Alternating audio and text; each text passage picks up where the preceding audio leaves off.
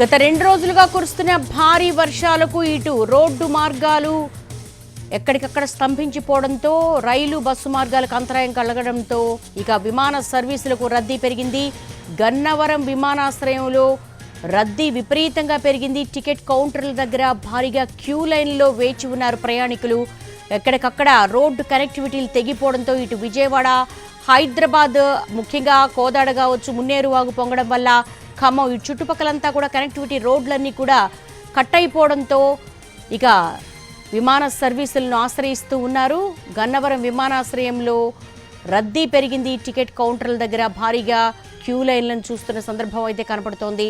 ప్రయాణికులకు తగ్గట్టుగా విమానాలు లేకపోవడంతో కూడా కొంత ఇబ్బందికర వాతావరణం కనపడుతోంది. భారీ వర్షాలు, వరదలతో విజయవాడలో విమాన ప్రయాణాలకు భారీగా రద్దీ పెరిగింది.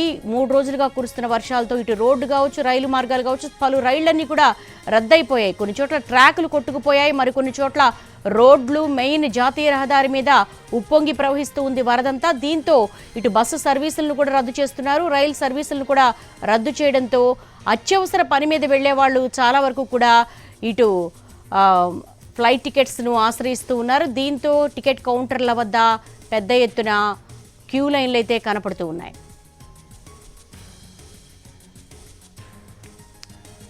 దీనికి సంబంధించి మోర్ డీటెయిల్స్ మా ప్రతినిధి శ్రీకాంత్ అడిగి తెలుసుకుందాం. శ్రీకాంత్, గన్నవరం విమానాశ్రయం దగ్గర ప్రయాణికుల రద్దీ విపరీతంగా ఉన్నట్టుగా ఉంది. ఏంటేమైనా ప్రత్యామ్నాయ మార్గాలు చూస్తున్నారా లేదా? గత 3 రోజులుగా కురుస్తున్న వర్షాల దాటికి విజయవాడ పరిసర ప్రాంతాల్లో ఉన్నటువంటి అన్ని ప్రాంతాలు జలమయమయ్యాయి. ప్రధానంగా విజయవాడ నుంచి వెళ్ళటానికి ఉన్నటువంటి కనెక్టింగ్ రోడ్లు కూడా పూర్తి స్థాయిలో ధ్వంసమైన నేపథ్యంలో విజయవాడ, హైదరాబాద్ వెళ్లే మార్గం నందిగామ దగ్గర బ్లాక్ అయింది. అటు తిరువూరు మార్గంలో కూడా హైదరాబాద్ వెళ్ళటానికి కూడా గండ్లు పడిన వాగులకి గండి పడటంతో అక్కడ కూడా ఆ రాకపోకలు కూడా నిలిచిపోయిన పరిస్థితి. మరోవైపు రైల్వే ట్రాక్ల మీద కూడా వర్షపు నీరు నిలిచిపోవడంతో రైళ్లు కూడా పెద్ద ఎత్తున ఈ నెల 6వ తారీఖు వరకు కూడా 135 రైళ్లు కూడా రద్దయిన పరిస్థితి. ఈ నేపథ్యంలో విజయవాడ నుంచి వైజాగ్ వెళ్లాలన్నా కూడా బస్ సర్వీసులు కూడా రద్దయ్యాయి.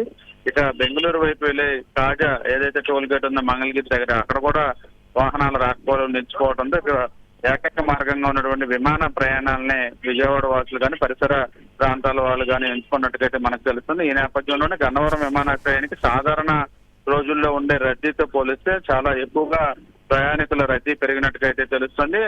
ఎక్కువగా విమాన ప్రయాణాలకి ముందస్తుగానే టికెట్లను బుక్ చేసుకుంటారు. కానీ ఇప్పుడున్న పరిస్థితుల నేపథ్యంలో అప్పటికప్పుడు వచ్చి ఎయిర్పోర్ట్ లో ఉన్నటువంటి టికెట్ కౌంటర్ల దగ్గర కూడా టికెట్లు తీసుకొని వెళ్లే పరిస్థితులు కూడా ఉన్న నేపథ్యంలో అటు రోడ్డు మార్గము, రైలు మార్గాల్లో కూడా విజయవాడ పరిసర ప్రాంతాల కనెక్టివిటీ కట్ అయిన నేపథ్యంలోనే ఇక అత్యవసర ప్రయాణాలకు వెళ్లాల్సిన వాళ్ళందరూ కూడా నేరుగా విమానాల ప్రయాణాల ద్వారానే వెళ్తున్నట్టుగైతే మనకి అర్థమవుతుంది. మరి చాలినని విమాన సర్వీసులు లేవు, మరి అక్కడ టికెట్ కౌంటర్ల దగ్గర ఏమో రద్దీ పెరుగుతోంది. అక్కడ ఉన్న అధికారులు ఏమన్నా ప్రయాణికులతో మాట్లాడే అవకాశం ఉందా?